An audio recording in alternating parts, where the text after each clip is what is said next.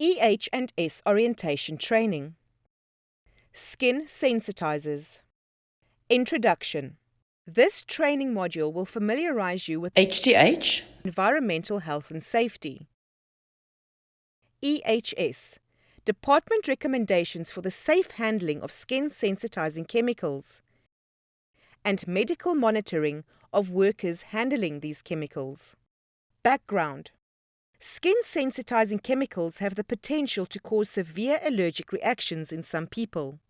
These reactions can be prevented by limiting exposure to these compounds. Scope and responsibilities. Scope. This module applies to all workers handling chemicals that may cause skin sensitization by skin contact. Responsibilities.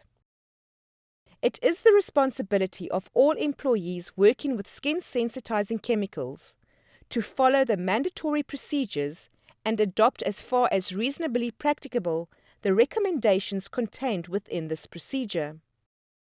When handling new chemicals or where clarification is needed, advice should be sought from your immediate supervisor. Containment and monitoring of skin sensitizing chemicals. Medical surveillance. All areas that have been designated as handling skin sensitizing chemicals should operate a skin surveillance program. A responsible person should be designated in each area or department. This person will be responsible for assuring that all employees receive the appropriate training. Maintain a list of all employees authorized to work with skin sensitizers. The responsible person, after appropriate training, should conduct regular visual hand inspections on all employees working with skin sensitizers. The responsible person will maintain records of all inspections, hand inspections, and work area inspections. The following features are recommended as part of the program. All employees working with skin sensitizing chemicals should receive clearance from the local site medical department or local health provider or clinic prior to working with skin sensitizers. Employees with active skin disease, like active eczema, should not work with skin sensitizers. Employees with a history of severe allergic skin disease should not work with skin sensitizers. The primary responsibility for health surveillance lies with the individual. He or she must inform their supervisor immediately if problems, such as redness, swelling, or itching, occur with their own skin. What are the symptoms of an allergic skin reaction? The skin is usually dry and may have areas of cracking. It may become thickened. The skin may become red and inflamed. Inflamed skin may be itchy. Sometimes the inflamed areas of skin develop small fluid-filled bumps, or it may become blistered and weepy. In the event that any individual shows signs of a skin-related problem, then that person must immediately stop working with all sensitizers and irritants. The person in question must stop all chemical handling work until the condition clears, and clearance to re-enter the area is obtained from a medical professional. Employees who do not work directly with skin sensitizing chemicals, but do routinely work in areas handling skin sensitizing chemicals, must still obtain clearance from the local site medical department or local health provider or clinic if they have a history of dermatitis or other skin-related problems. Site service personnel and external visitors must be advised by the responsible person or host of the use of skin sensitizing chemicals in the facility, the risk associated with their use, especially where that person is predisposed to skin problems, and the use of appropriate PPE. Good housekeeping.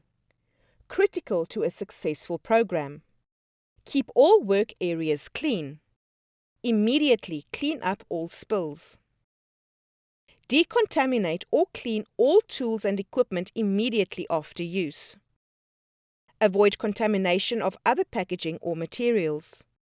Regularly inspect work areas for signs of contamination. Put signs in the area stating that skin sensitizers are present.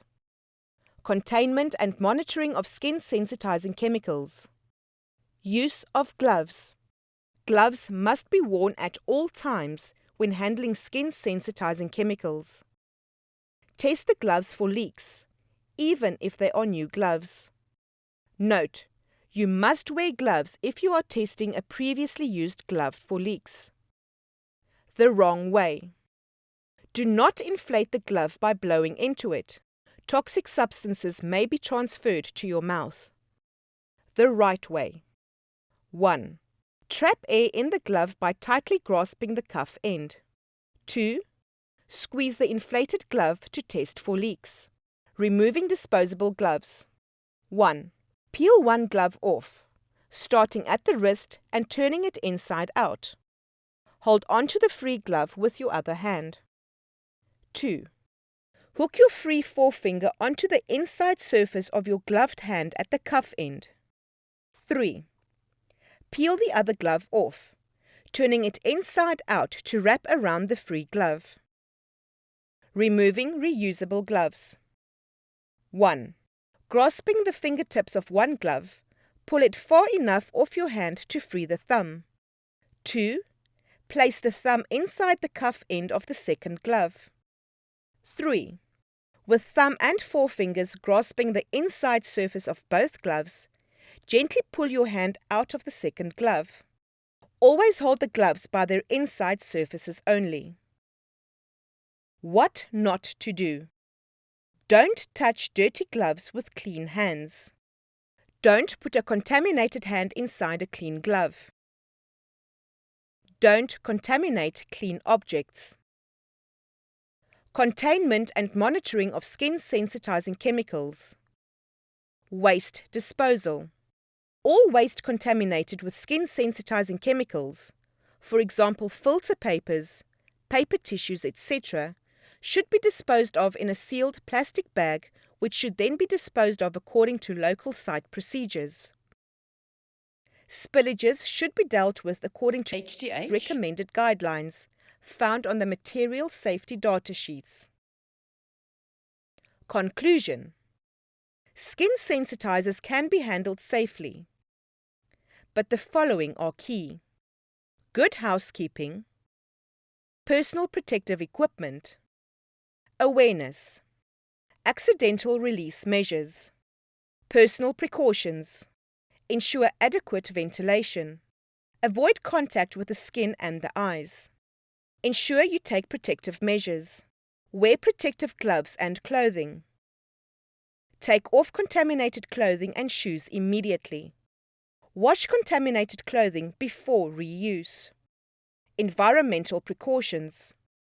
The product should not be allowed to enter drains, watercourses, or the soil. If the product contaminates rivers and lakes or drains, inform respective authorities. Prevent further leakage or spillage if safe to do so. Methods for cleaning up. Soak up with inert absorbent material. For example, sand, silica gel, acid binder, universal binder, or sawdust. After cleaning, flush away traces with water. Retain and dispose of contaminated wash water. Label containers properly. Keep in suitable, closed containers for disposal. Handling and storage. Handling. Advice on safe handling. Avoid formation of aerosol. Avoid contact with skin and eyes. Smoking, eating and drinking should be prohibited in the application area. Advice on protection against fire and explosion. Normal measures for preventative fire protection. Storage. Requirements for storage areas and containers. Store in an original container. Containers must be kept upright to prevent leakage. Use appropriate containment to avoid environmental contamination.